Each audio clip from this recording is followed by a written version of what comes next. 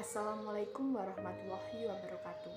Perkenalkan, nama saya Intan Sofiatul Fariha dengan NIM 933101119.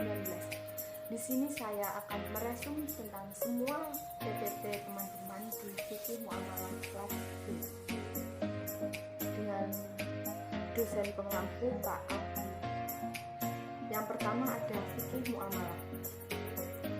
Pengertian fikih muamalah dalam arti sempit lebih menekankan pada keharusan untuk menaati aturan-aturan Allah yang telah ditetapkan untuk mengatur hubungan antara manusia dengan cara memperoleh, mengatur, mengelola, dan mengembangkan mal atau harta benda. Fikih muamalah juga membahas tentang hak dan kewajiban kedua belah pihak yang melakukan akad agar setiap hak sampai kepada pemiliknya, serta tidak pihak yang mengambil sesuatu yang bukan haknya. Dalam ruang lingkupnya, fikih muamalah dibagi menjadi dua, yaitu al-muamalah al-adabiyah, yaitu muamalah yang ditinjau dari segi cara tukar-menukar benda yang bersumber pada panca indera manusia, yang unsur penegaknya adalah hak-hak kewajiban-kewajiban. Yang kedua ada al-muamalah al-madaniyah, yaitu muamalah yang mengkaji objeknya, sehingga sebagian para ulama berpendapat bahwa muamalah al-madiyah adalah muamalah benda yang halal, haram, dan syubhat untuk diperjualbelikan. Terus yang kedua, materi kedua ada akad. Akad di sini berarti perikatan atau perjanjian ataupun transaksi lainnya dalam konteks fikih muamalah dapat disebutkan dengan akad. Kata akad berasal dari bahasa Arab al-aqd, bentuk jamaknya al-uqud, yang mempunyai arti perjanjian, persetujuan kedua belah pihak atau lebih, dan perikatan. Adapun dasar hukum dilakukannya akad berdasarkan Al-Quran adalah surat Al-Ma'idah ayat 1. Berdasarkan ayat tersebut dapat disimpulkan bahwa hukum akad adalah wajib. Untuk sahnya suatu akad harus memenuhi hukum akad yang merupakan unsur asasi dari akad. Rukun akad tersebut adalah: yang pertama ada akhid, yang kedua mauqut, yang ketiga maudhu al-akad, yang keempat siwot. Terus pembagian akad ada pertama akad tabaru, yang kedua akad tijarah. Terus selanjutnya materi ketiga ada bai. Bai di sini adalah pembiayaan bai bidsaman. Ajil adalah pembiayaan berupa talangan dana yang dibutuhkan nasabah untuk membeli suatu barang atau jasa, dengan kewajiban mengembalikan talangan dana tersebut ditambah margin atau keuntungan secara mencicil dalam jangka waktu tertentu. Rukun dan syarat. Rukun pertama ada penjual, yang kedua ada pembeli, yang ketiga ada objek jual beli, dan yang keempat ada ijab qabul.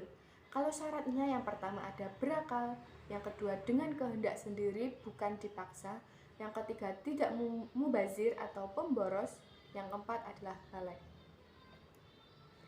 Materi selanjutnya ada ijarah. Secara bahasa, ijarah berasal dari kata ajran yang semakna dengan kata al-iwaj yang berarti ganti atau upah, atau dapat juga berarti sewa atau upah. Sedangkan secara istilah, ijarah ialah akad atas beberapa manfaat atas penggantian. Rukun dan syarat ijarah, yang pertama ada akhid, yang kedua ada sigot ijab qabul antara mu'jir dan mustajir, yang ketiga ada ujrah atau ajar, ialah uang sewa yang diterima. Selanjutnya ada barang yang disewakan atau sesuatu yang dikerjakan dalam upah mengupah atau makjur. Terus selanjutnya materi selanjutnya ada al-ariyah. Al-ariyah menurut bahasa adalah pinjaman. Menurut Hanafiyah, ariyah ialah memiliki manfaat secara cuma-cuma. Sedangkan menurut Malikiyah, al-ariyah ialah memiliki manfaat dalam waktu tertentu dengan tanpa imbalan. Jadi yang dimaksud dengan al-ariyah adalah memberikan manfaat suatu barang dari seseorang kepada orang lain secara cuma-cuma dalam kurung gratis bila digantikan dengan sesuatu atau imbalannya. Hal itu tidak dapat disebut al-ariyah. Terus selanjutnya tentang menurut Syed Sabiq, tolong menolong adalah sunnah. Sedangkan menurut Al-Ruyani bahwa ariyah hukumnya wajib ketika awal Islam. Terus selanjutnya ada al-khard.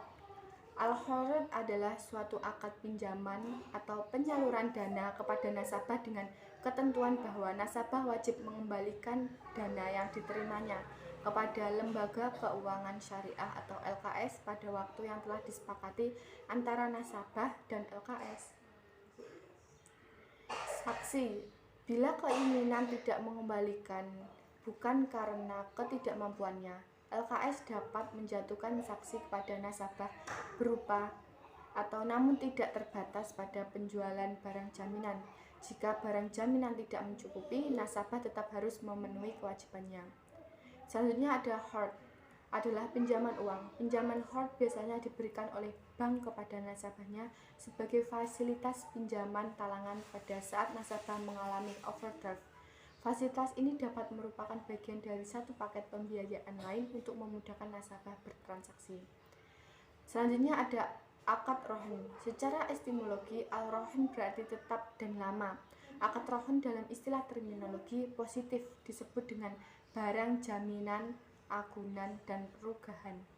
Jadi, rohin adalah menahan barang jaminan yang bersifat materi milik si peminjam sebagai jaminan atau pinjaman yang diterimanya, dan barang yang diterima tersebut bernilai ekonomi sehingga pihak yang nahan memperoleh jaminan untuk mengambil kembali seluruh atau sebagian utangnya dari barang gadai. Dimaksud bila pihak yang menggadaikan tidak dapat membayar utang pada waktu yang ditentukan.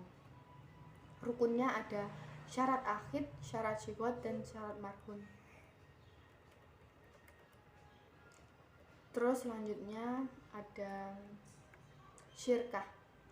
Syirkah dalam bahasa Arabnya berarti pencampuran atau interaksi. Bisa juga artinya membagikan sesuatu antara dua orang atau lebih menurut hukum kebiasaannya yang ada.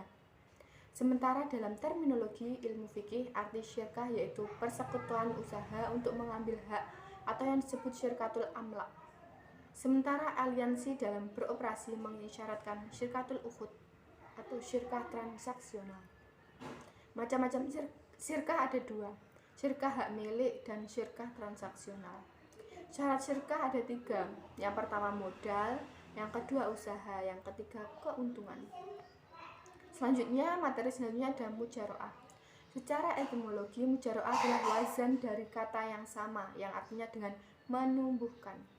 Mujaro'ah dinamai pula dengan al-mukabaroh dan al-muhaqaloh. Orang-orang Irak memberikan istilah mujaro'ah dengan al-khoroh.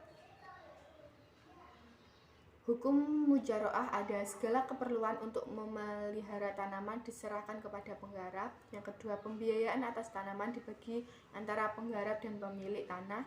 Yang ketiga, hasil yang diperoleh dibagikan berdasarkan kesepakatan waktu akad. Selanjutnya, menyiram atau menjaga tanaman jika diisyaratkan akan dilakukan bersama. Hal itu harus dipenuhi. Selanjutnya, dibolehkan menambah penghasilan dari kesepakatan waktu yang telah ditetapkan. Selanjutnya, jika salah seorang akad yang akad meninggal sebelum diketahui hasilnya, penggarap tidak mendapatkan apa-apa sebab ketetapan akad berdasarkan pada waktu. Selanjutnya, materi selanjutnya ada mudarobah. Mudarobah adalah bentuk kerjasama antara dua atau lebih pihak di mana pemilik modal mempercayakan sejumlah modal kepada pengelola dengan suatu perjanjian di awal. Bentuk ini menegaskan kerjasama dengan kontribusi 100% modal dari pemilik modal dan keahlian dari pengelola.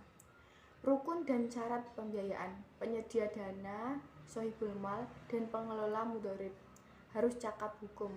Pernyataan ijab dan qabul harus dinyatakan oleh para pihak untuk menunjukkan kehendak mereka dalam mengadakan kontrak atau akad.